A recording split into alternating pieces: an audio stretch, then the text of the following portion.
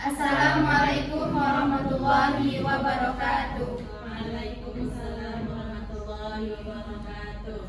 Kami dari kelompok 2 akan menjelaskan materi yang telah kami diskusikan sebelumnya tentang EYD dan paragraf. Selamat menyaksikan. Baiklah, penjelasan pertama akan dijelaskan oleh saya sendiri tentang apa sih itu EYD. EYD atau ejaan yang disempurnakan adalah aturan dasar atau pedoman ejaan yang digunakan dalam bahasa Indonesia. Tentunya digunakan juga di Indonesia.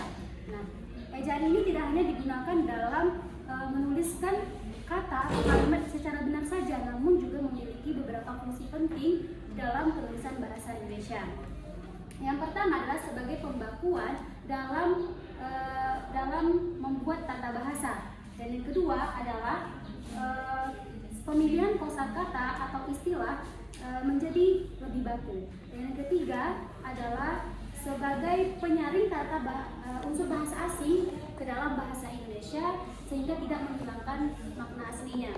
Dan terakhir adalah untuk membantu kita untuk mencerna informasi secara mudah dan cepat karena penulisan bahasa yang teratur. Baiklah, di sini saya akan melanjutkan materi yaitu tentang penulisan kata. Nah, dalam penulisan kata ini ada beberapa bagian. Yang pertama adalah kata dasar. Kata dasar ditulis sebagai satu kesatuan. Contohnya sudah saya tuliskan yaitu saya pergi ke sekolah. Nah, yang mana saya pergi ke sekolah ini merupakan adalah kata dasar. Misalnya saya pergi itu merupakan kata dasar. Selanjutnya yaitu kata berimbuhan. Dalam kata berimbuhan ini juga memiliki beberapa ketentuan. Yang pertama yaitu imbuhan seperti awalan, sisipan, akhiran, beserta gabungan awalan dan akhiran ditulis serangkai dengan bentuk dasarnya. Contohnya adalah berjalan. Berjalan. Nah, jalan ini merupakan kata dasar. Sedangkan ber ini adalah kata tambahan yaitu kata berimbuhan. Nah, contoh lainnya yaitu mempermudah, lukisan, perbaikan, maksudnya lukisan. Kata tambahannya adalah an, yang mana itu adalah kata imbuhannya. Contoh lainnya adalah perbaikan yang ditambah pada awalan dan akhirnya. Misalnya itu adalah kata imbuhan. Yang kedua, itu ada bentuk terikat ditulis serangkai dengan kata yang mengikutinya. Contohnya apa? Contohnya ada infrastruktur.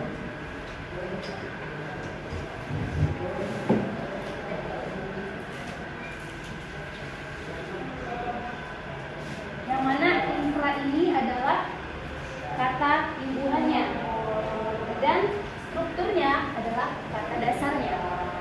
Selanjutnya, jika bentuk terikat diikuti dengan huruf berawalan kapital atau singkatan berupa huruf kapital dirangkaikan tanda penghubung seperti strip. Contohnya adalah non-Indonesia.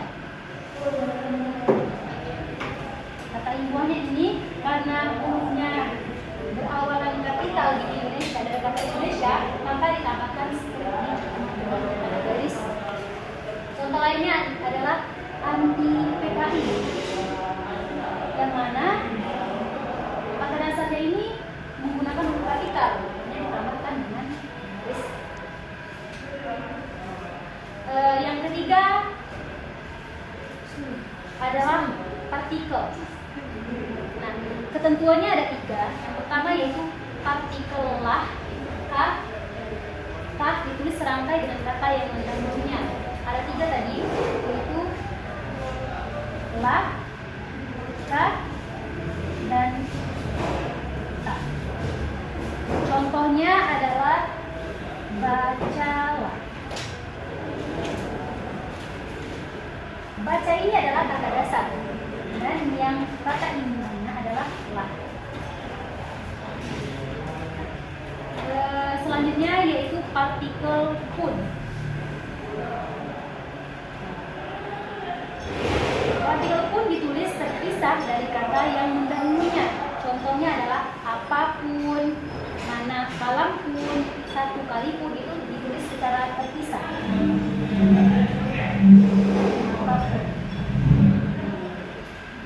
Ada pengecualian dari partikel pun, yaitu meskipun, walaupun, adapun, bagaimanapun, itu punnya itu tidak dipisah dari kata dasarnya. Ketentuan yang ketiga yaitu partikel per ditulis terpisah dari kata yang mengikutinya. Contohnya adalah mereka masuk ke dalam ruang rapat satu per satu. Baiklah teman-teman, di sini saya akan melanjutkan materi yang selanjutnya mengenai pemakaian tanda baca. Nah, dalam pemakaian tanda baca ini ada beberapa tanda yang digunakan dalam penulisan bahasa Indonesia. Yang pertama yaitu adalah pemakaian tanda titik. Nah, mungkin di sini teman-teman sudah pada tahu ya bagaimana bentuk dari tanda titik itu sendiri. Nah, maaf sebelumnya di sini saya tidak bisa memberikan contoh dengan menggunakan papan tulis seperti sebelumnya karena keterbatasan. Yang ada beberapa tanda ada beberapa aturan atau ketentuan dalam pemakaian tanda titik. Yang pertama yaitu tanda titik dipakai pada akhir kalimat pernyataan. Nah, contohnya seperti apa gitu kan? Jadi contohnya yaitu seperti saya membaca buku di perpustakaan. Nah, di dalam kalimat tersebut diakhiri dengan tanda titik, di perpustakaan, dan diakhiri dengan tanda titik. Tandanya apa? Tandanya telah berakhir suatu kalimat tersebut. Nah, yang kedua, tanda titik dipakai di belakang angka atau huruf dalam suatu bagan dan daftar. Contohnya, misalnya di makalah. Di makalah mungkin ada sub-sub judulnya. Nah, di dalam subjudul itu ada tanda misalnya 1, 2, 3. Nah, di angka 1 itu sebelum judulnya harus diberikan tanda titik. Misalnya 1 titik pengertian bioteknologi dan lain sebagainya. Contoh lainnya misal 2.2 tabel. Nah, di situ di angka 2 itu diberikan tanda titik 2.2. Jadi ketentuan yang ketiga yaitu tanda titik dipakai untuk memisahkan angka, jam, menit, dan detik yang menunjukkan waktu. Contohnya pukul 01.35.20 yang menunjukkan bahwa itu jam 1.35 menit dan 20 detik. Dan ketentuan selanjutnya yaitu tanda titik di dalam daftar pustaka di antara nama penulis, tahun, judul, tulisan yang tidak berakhir dengan tanda tanya atau tanda seru dan tempat terbit. Nah, itu mungkin teman-teman juga sudah tahu ya bagaimana sistematis penulisan daftar pustaka. Di situ terdapat tanda titik di bagian setelah nama, tahun, dan judul buku. Dan di penerbitnya itu diakhiri juga dengan tanda titik. Nah, ketentuan yang terakhir yaitu tanda titik dipakai untuk memisahkan bilangan ribuan atau kelipatan yang menunjukkan jumlah. Contohnya adalah 13.000. Nah, di angka 13.000 ini dipisahkan nolnya dengan menggunakan tanda titik. Misalnya 13.000, 13.000. Atau misalnya 7 juta orang. Nah, di antara 6 nol ini dipisah menjadi dua bagian, yaitu 7.000.000 yang menunjukkan itu adalah 7 juta. Nah, ada beberapa catatan di dalam pemakaian tanda titik ini, yaitu tanda titik tidak dipakai untuk memisahkan bilangan ribuan yang tidak menunjukkan jumlah. Contohnya, dia lahir pada tahun 1956. di Bandung. Nah, pada tahun 1956 ini tidak menggunakan tanda titik karena tidak menunjukkan jumlah. Nah, yang kedua, tanda titik tidak dipakai pada akhir. Nah, tanda yang kedua adalah tanda koma. Mungkin juga teman-teman juga sudah tahu bagaimana bentuk dari tanda koma itu sendiri. Nah, ada beberapa ketentuan dari pemakaian tanda koma. Yang pertama yaitu tanda koma dipakai di antara unsur-unsur dalam suatu pemerincian. Contohnya kita ingin membuat rincian barang-barang atau alat tulis. Misalnya saya ingin membeli pena, buku, penghapus dan lain sebagainya. Nah, di antara kalimat ini misalnya buku itu diberikan tanda koma. Buku, koma, pena, koma, pensil, koma dan lain sebagainya. Nah, yang kedua, tanda koma dipakai sebelum kata penghubung seperti tetapi, melainkan dan sedangkan. Contohnya, ini bukan milik saya, koma, melainkan milik ayah saya. Nah, di situ ketentuan pemakaian komanya. Yang ketiga, tanda koma dipakai untuk memisahkan anak kalimat yang mendahului induk kalimatnya. Contohnya, kalau diundang, koma, saya akan datang. Nah, kecuali saya akan datang kalau diundang, itu tidak menggunakan tanda koma. Nah, selanjutnya, tanda koma dipakai di belakang kata atau ungkapan penghubung antara kalimat seperti oleh karena itu, jadi, dengan demikian, sehubungan dengan itu, dan meskipun demikian. Nah, dengan tanda koma ini kita memberikan jeda. Misalnya, anak itu memang rajin dan pandai. Oleh karena itu, koma, dia memperoleh beasiswa di luar negeri. Yang selanjutnya, tanda koma dipakai sebelum atau sesudah kata seru seperti oh, ya, wah, aduh atau hai, dan kata sebagai sapaan seperti bu, dik atau nak. Contohnya, siapa namamu, nak? Misalnya siapa namamu, tanda koma, nak, tanda tanya. Selanjutnya, tanda koma dipakai untuk memisahkan petikan langsung dari bagian dalam kalimat. Misalnya, kata nenek saya, koma, tanda kutip, kita harus berbagi. Nah, di dalam kita harus berbagi ini adalah kalimat langsung atau petikan langsung.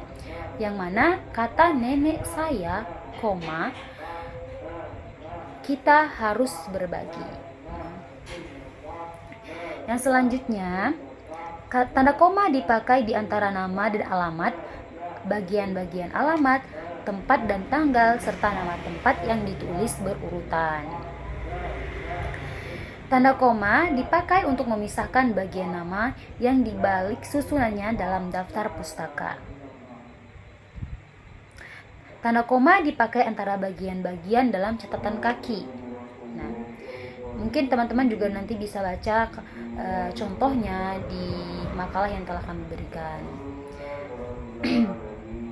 Selanjutnya, tanda koma dipakai di antara nama orang dan singkatan gelar yang mengikutinya untuk membedakannya dari singkatan nama diri, keluarga, atau marga. Contohnya B. Ratu Langi, SE. Misalnya Asma Yunita, SPD. Kemudian, tanda koma dipakai untuk mengapit keterangan tambahan. Misalnya, semua siswa, baik laki-laki maupun perempuan, harus mengikuti latihan upacara. Itu adalah contoh pemakaian tanda koma dalam mengapit keterangan. Pemakaian tanda baca selanjutnya yaitu pemakaian tanda titik koma. Sama seperti sebelumnya, mungkin teman-teman juga sudah tahu bagaimana bentuk dari tanda titik koma tersebut. Nah, ada beberapa ketentuan. Yang pertama, tanda titik koma dapat dipakai sebagai pengganti kata penghubung untuk memisahkan kalimat setara yang satu dari kalimat setara yang lain di dalam kalimat majemuk. Contohnya, hari sudah malam. Nah, di situ diberikan tanda titik koma dan kemudian dilanjutkan dengan kalimat anak-anak masih membaca buku. Hari sudah malam, anak-anak masih membaca buku.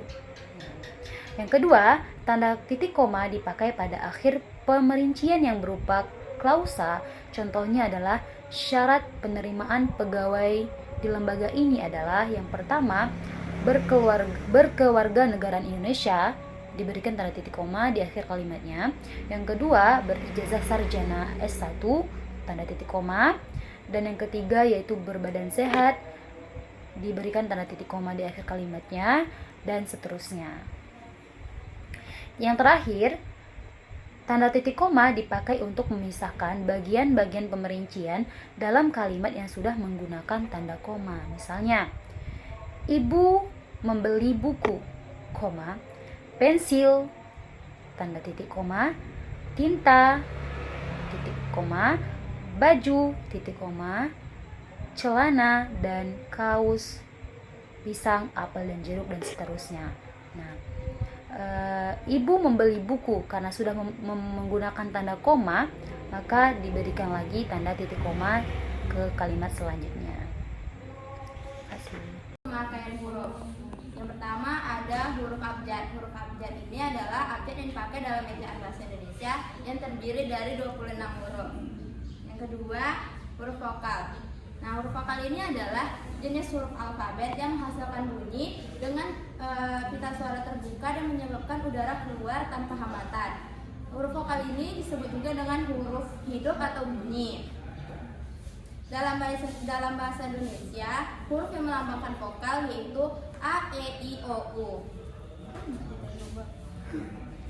Untuk pengucapan pelafalan kata yang benar, diakritik berikut ini dapat digunakan jika ejaan itu dapat menimbulkan keraguan.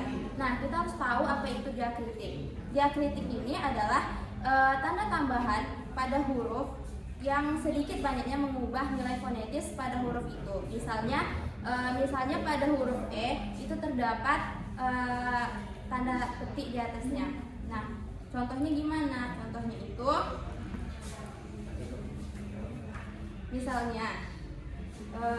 misalnya diakritik huruf E tanda petik di atas dihafalkan dengan E lemah. Misalnya anak-anak bermain di Yang kedua ada huruf vokal. Huruf vokal ini adalah jenis huruf dalam alfabet yang menghasilkan bunyi dengan posisi pita suara terbuka dan menyebabkan udara keluar tanpa hambatan. Huruf vokal ini disebut juga dengan huruf hidup atau bunyi. Dalam bahasa Indonesia, huruf yang melambangkan vokal yaitu A, E, I, U, O. Untuk pengucapan pelafalan kata yang benar diakritik berikut ini dapat digunakan jika ejaan kata itu dapat menimbulkan keraguan. Nah, kita harus tahu apa itu diakritik. Diakritik ini adalah tanda tambahan pada huruf yang sedikit banyaknya mengubah nilai fonetis pada huruf tersebut. Nah, misalnya pada huruf E itu terdapat tanda di atasnya. Tuh. Nah, kita masukkan ke contoh. Misalnya diakritik huruf E dilafalkan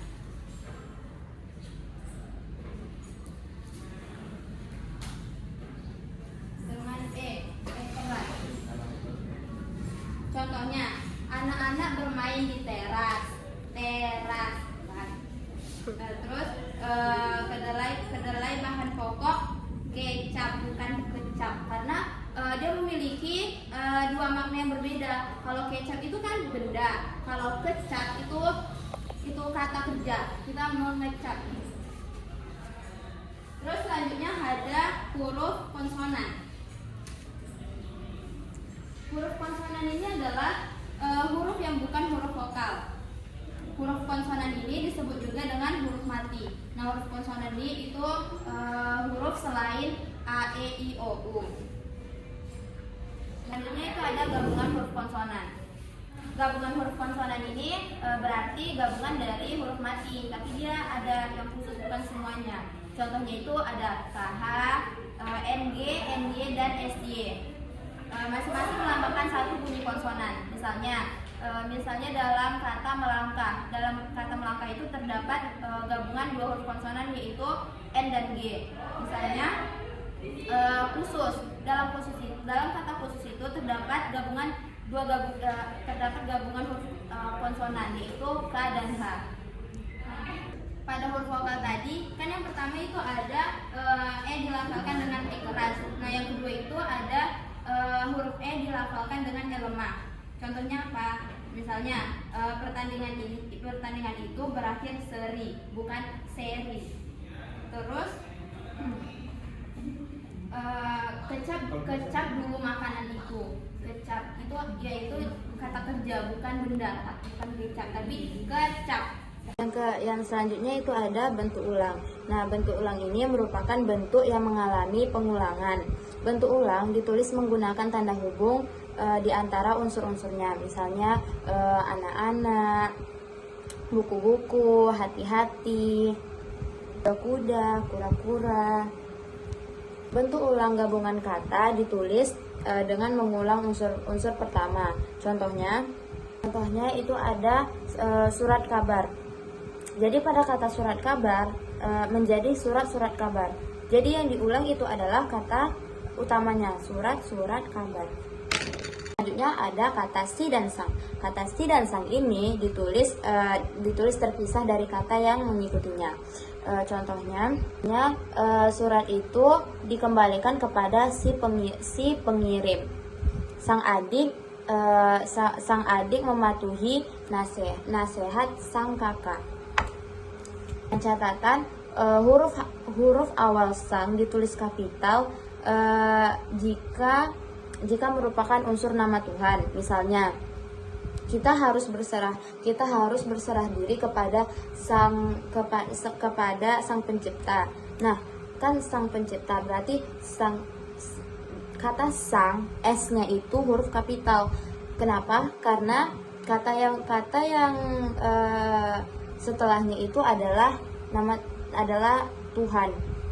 Unsur nama Tuhan, pencipta, berarti sang pencipta, S-nya itu huruf kapital. Selanjutnya itu kata ganti ku, kau, ku, mu, dan nya. Kata ganti ku, strip, kau, strip ditulis serangkai dengan kata yang mengikutinya. Contohnya, rumah itu telah ku jual. Majalah ini boleh kau baca. Nah, kita sebut aja ini namanya strip ya. Nah, sedangkan kata ganti strip dulu baru ku, strip, mu, dan stripnya itu ditulis serangkai dengan kata yang mendahulunya. Contohnya bukumu, bukuku, bukunya, rumahnya. Selanjutnya ada tanda tanya. Nah, tanda tanya ini dipakai pada akhir kalimat untuk memperjelas intonasi ketika bertanya atau menulis sebuah pertanyaan. Jadi kita memperjelas orang yang mendengar atau menulis bahwa kita sedang bertanya. Contohnya ketika kita bertanya secara langsung, misalnya kapan hari pendidikan nasional diperingati. Ketika kita menulis kapan hari pendidikan nasional diperingati, tanda tanya. Selanjutnya ada tanda seru. Tanda seru dipakai untuk mengakhiri ungkapan atau pernyataan yang berupa seruan atau perintah yang menggambarkan kesungguhan, ketidakpercayaan, atau emosi yang kuat. Contohnya, yaitu bayarlah pajak tepat pada waktunya. Tanda seru itu menunjukkan bahwa perintah atau seruan agar membayar pajak tepat waktunya. Itu kata ganti ku, kau, ku, mu, dan nya. Kata ganti ku Kata ganti. Ku, strip, kau, strip ditulis serangkai dengan kata yang mengikutinya. Contohnya, rumah itu telah ku jual. Majalah ini boleh kau baca. Nah, kita sebut aja ini namanya strip ya. Nah, sedangkan kata ganti strip dulu baru ku, strip, mu, dan stripnya itu ditulis serangkai dengan kata yang mendahulunya. Contohnya bukumu, bukuku, bukunya, rumahnya. Selanjutnya ada jenis-jenis paragraf. Jenis-jenis paragraf ada 4. Yang pertama adalah paragraf narasi. Pertama ada paragraf narasi. Dalam paragraf jenis ini, kamu akan menulis suatu kejadian dari awal hingga akhir kejadian. Dan urutan waktunya. Misalnya kamu ingin menulis cerita kesuksesan kamu mendapat beasiswa studi exchange ke Inggris.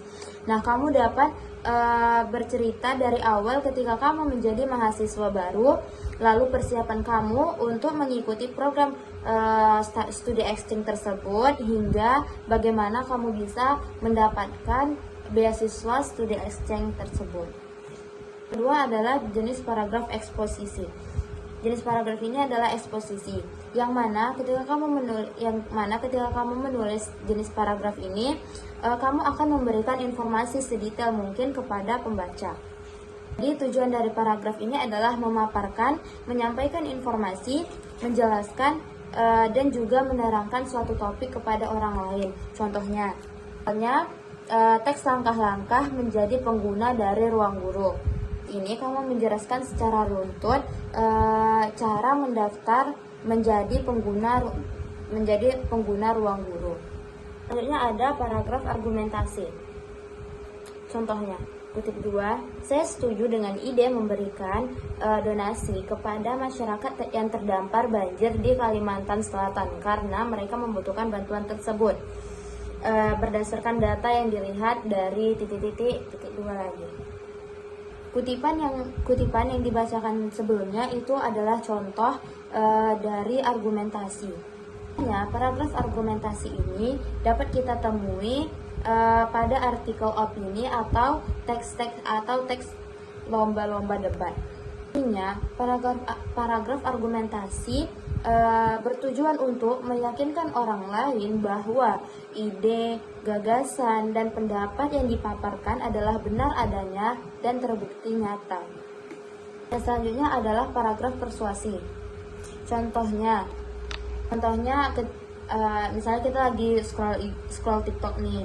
Nah, kita nampak ada orang yang lagi promosi skincare. Nah, di sana mereka sudah menunjukkan testimoni skincare tersebut, review jujur skincare tersebut. Nah, di sana kita otomatis dengan kita melihat reviewan jujur dari orang-orang yang pakai skincare tersebut, kita tergiur untuk membelinya. Nah, itulah paragraf persuasi. Jadi, tujuan dari paragraf persuasi ini adalah membujuk orang lain untuk melakukan sesuatu sesuai yang diinginkan penulis. Syaratnya, penulis mampu membuat si pembaca percaya dan yakin. Selanjutnya, apa saja jenis paragraf berdasarkan letak kalimat utamanya? Dia ada 3 macam. Yang pertama ada paragraf deduktif. Paragraf deduktif ini adalah jenis paragraf yang dikelompokkan berdasarkan letak kalimat utama. Dalam paragraf jenis ini, kalimat utamanya terletak pada awal paragraf. Kalimat penjelasnya akan berada setelah kalimat utama. Yang kedua ada paragraf induktif. Tadi paragraf deduktif itu di awal. Nah, sekarang induktif ini dia kalimat utamanya terletak di akhir paragraf. Tentu saja kalimat penjelasnya berada sebelum kalimat utama. Nah, yang ketiga ada paragraf campuran. Paragraf campuran ini merupakan perpaduan antara deduktif dan induktif. Utama pada paragraf campuran itu berada di awal paragraf dan diulangi lagi di akhir paragraf. Selanjutnya ada jenis-jenis paragraf. Jenis-jenis paragraf ada 4. Yang pertama adalah paragraf narasi. Pertama ada paragraf narasi. Dalam paragraf jenis ini, kamu akan menulis suatu kejadian dari awal hingga akhir kejadian. Dan urutan waktunya. Misalnya kamu ingin menulis cerita kesuksesan kamu mendapat beasiswa studi exchange ke Inggris. Nah, kamu dapat bercerita dari awal ketika kamu menjadi mahasiswa baru, lalu persiapan kamu untuk mengikuti program studi exchange tersebut, hingga bagaimana kamu bisa mendapatkan beasiswa studi exchange tersebut. Kedua adalah jenis paragraf eksposisi. Jenis paragraf ini adalah eksposisi, yang mana ketika kamu menulis jenis paragraf ini, kamu akan memberikan informasi sedetail mungkin kepada pembaca. Jadi tujuan dari paragraf ini adalah memaparkan, menyampaikan informasi, menjelaskan, dan juga menerangkan suatu topik kepada orang lain. Contohnya, teks langkah-langkah menjadi pengguna dari ruang guru. Ini kamu menjelaskan secara runtut cara mendaftar menjadi pengguna ruang guru. Selanjutnya ada paragraf argumentasi. Contohnya, kutip 2, saya setuju dengan ide memberikan donasi kepada masyarakat yang terdampar banjir di Kalimantan Selatan karena mereka membutuhkan bantuan tersebut. Berdasarkan data yang dilihat dari titik 2 lagi. Kutipan yang dibacakan sebelumnya itu adalah contoh dari argumentasi. Paragraf argumentasi ini dapat kita temui pada artikel opini atau teks lomba-lomba debat. Artinya, paragraf argumentasi bertujuan untuk meyakinkan orang lain bahwa ide, gagasan, dan pendapat yang dipaparkan adalah benar adanya dan terbukti nyata. Dan selanjutnya adalah paragraf persuasi. Contohnya misalnya kita lagi scroll TikTok nih. Nah, kita nampak ada orang yang lagi promosi skincare. Nah, di sana mereka sudah menunjukkan testimoni skincare tersebut, review jujur skincare tersebut. Nah, di sana kita otomatis dengan kita melihat reviewan jujur dari orang-orang yang pakai skincare tersebut, kita tergiur untuk membelinya. Nah, itulah paragraf persuasi. Jadi, tujuan dari paragraf persuasi ini adalah membujuk orang lain untuk melakukan sesuatu sesuai yang diinginkan penulis. Syaratnya, penulis mampu membuat si pembaca percaya dan yakin. Selanjutnya, apa saja jenis paragraf berdasarkan letak kalimat utamanya? Dia ada 3 macam. Yang pertama ada paragraf deduktif. Paragraf deduktif ini adalah jenis paragraf yang dikelompokkan berdasarkan letak kalimat utama. Dalam paragraf jenis ini, kalimat utamanya terletak pada awal paragraf. Kalimat penjelasnya akan berada setelah kalimat utama. Yang kedua ada paragraf induktif. Tadi paragraf deduktif itu di awal. Nah, sekarang induktif ini dia kalimat utamanya terletak di akhir paragraf. Tentu saja kalimat penjelasnya berada sebelum kalimat utama. Nah, yang ketiga ada paragraf campuran. Paragraf campuran ini merupakan perpaduan antara deduktif dan induktif. Pertama, pada paragraf campuran itu berada di awal paragraf dan diulangi lagi di akhir paragraf. Ini itu ada tanda petik. Tanda petik dipakai untuk mengapit petikan langsung yang berasal dari pembicaraan naskah atau bahan tertulis lainnya. Misalnya, merdeka atau mati.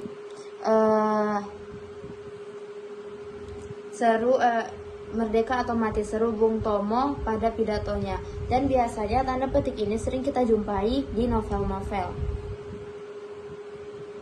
Tanda petik dipakai untuk mengapit judul saja, lagu, film, sinetron, artikel, naskah, atau bab buku yang dipakai dalam kalimat. Contohnya, saja petik 2, pahlawanku petik terdapat pada halaman 125 buku itu. Marilah kita menyanyikan lagu petik, maju tak gentar petik. Nah, seru. Huruf diktong. Huruf diktong ini di dalam bahasa Indonesia terdapat 4 diktong yang dilambangkan dengan huruf vokal I, AU, E, dan OI. Selanjutnya yaitu pemenggalan kata. Pemenggalan kata adalah pemenggalan atau potongan kata sehingga kata bisa dituliskan dan dilafalkan atau dieja dengan baik. Contohnya, jika di tengah kata terdapat huruf vokal yang berurutan, pemenggalan kata dilakukan di antara kedua huruf vokal tersebut. Misalnya, buah, saat, niat. Selanjutnya yaitu singkatan dan akronim. Singkatan adalah suatu gabungan dan beberapa suku kata menjadi suatu kalimat, sedangkan akronim adalah gabungan dari beberapa kalimat menjadi satu.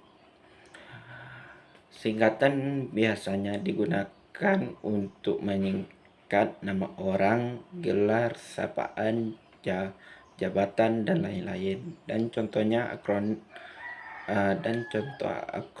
akronim yang sering dijumpai itu adalah seperti Jatim, Jawa Timur,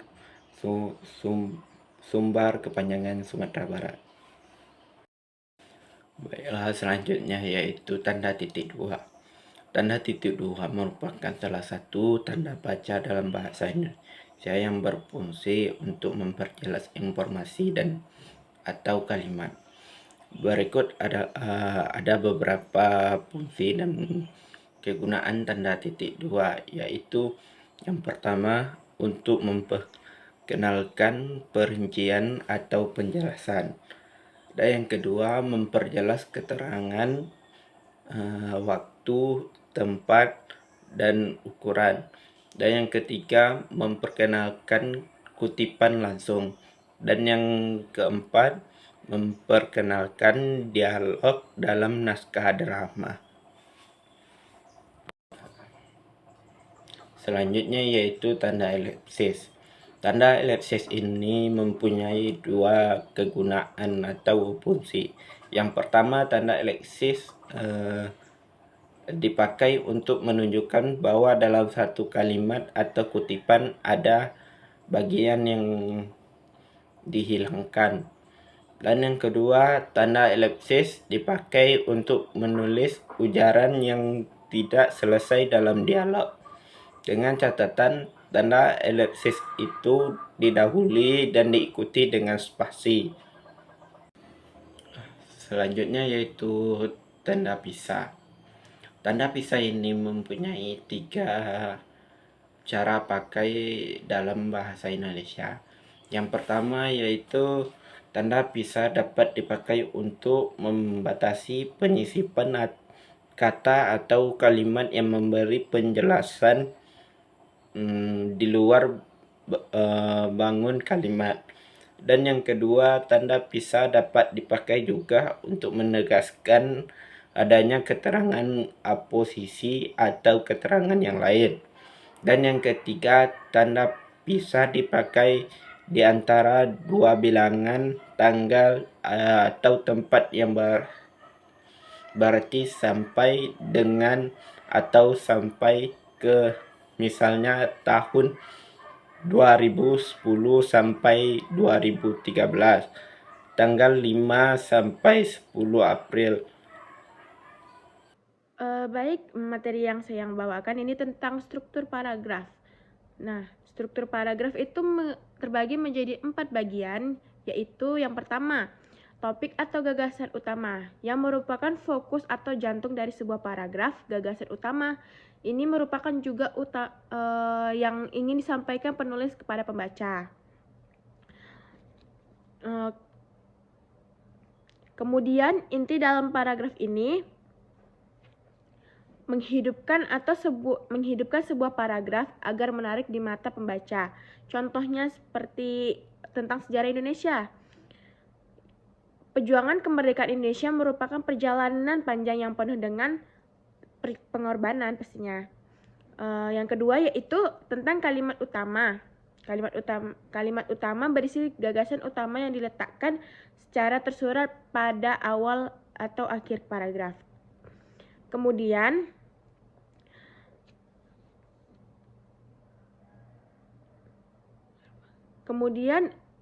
sebuah kalimat utama ini dapat ditemukan juga pada awal dan akhir paragraf yang bersifat umum dan akan dikembangkan oleh kalimat-kalimat pendukung lainnya. Ciri-ciri pada kalimat utama yang pertama yaitu berdiri sendiri atau tidak bergantungan pada kalimat lainnya. Yang kedua yaitu memiliki makna yang jelas, mudah dipahami. Yang ketiga mencakup seluruh isi paragraf dan yang menjadi dasar pengembangannya. Dan yang terakhir yaitu biasa terletak di awal paragraf, di akhir paragraf, atau di tengah paragraf. Nah, struktur yang ketiga yaitu kalimat penjelas atau kalimat pendukung. Kalimat penjelas atau disebut dengan kalimat pendukung ini berfungsi untuk mengembangkan dan memperkuat gagasan yang disampaikan pada kalimat utama. Kalimat penjelasan bisa berupa data pelengkapan seperti opini, fakta, atau data yang valid. Nah, struktur yang keempat yaitu tentang konjungsi. Konjungsi ini adalah kata sambung atau kata penghubung. Konjungsi ini juga terbagi menjadi dua, yaitu intrakalimat dan konjungsi antar kalimat. Nah, selanjutnya yaitu pemakaian tanda baca. Tanda baca yang pertama yaitu tanda kurung, yang digunakan untuk mengapit keterangan tambahan seperti penjelasan atau rincian dalam suatu kalimat. Contohnya seperti pemerintah atau pembangunan infrastruktur baru, buka kurung, seperti jalan tol dan bundaran, tutup kurung. Nah, disitulah dibagi berbagai daerah atau dibagi ditutup kurung atau tadi buka kurung tadi itu yang dinamakan tanda kurung. Nah, kemudian tanda garis miring. Tanda garis miring ini memiliki beberapa fungsi dalam bahasa Indonesia. Berikut beberapa diantaranya yaitu tentang pemisahan nomor, pengganti kata, pemisah dalam frasa, dalam percakapan, koreksi, dalam naskah juga. Nah, yang terakhir yaitu pemisah dalam sajak itu pemisah dalam bait, baris, enjambemen, atau juga dengan makna. Nah, yang terakhir yaitu tanda hubungan. Dikenal sebagai tanda hubung atau untuk menandai bagian kata yang terpenggal oleh pengganti baris. Contohnya seperti saya akan pergi ke toko buku, di garis toko alat tulis. Nah, itu disebut dengan tanda hubungan. Kemudian penulisan kata. Gabungan kata disebut kata majemuk. Contohnya, termasuk istilah khusus ditulis terpisah. Contohnya yaitu saya mengikuti kegiatan ekstrakurikuler pramuka di sekolah.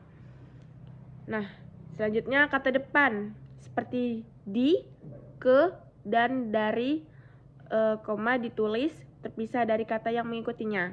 Contohnya, buku itu di atas meja. Saya akan pergi ke pasar. Dia berasal dari Bandung. Nah, itu kata depan. Kemudian syarat paragraf. Syarat paragraf ini yang pertama yaitu tentang kesatuan merupakan paragraf yang harus dibangun dengan sebuah ide atau topik yang jelas. Ide-ide yang muncul ketika kamu ingin menulis. Yang kedua yaitu kepaduan atau koherensi. Kepaduan artinya kekompakan dalam setiap paragraf, maka kalimat satu ke kalimat lainnya berikutnya harus logis dan mendukung dalam kalimat sebelumnya.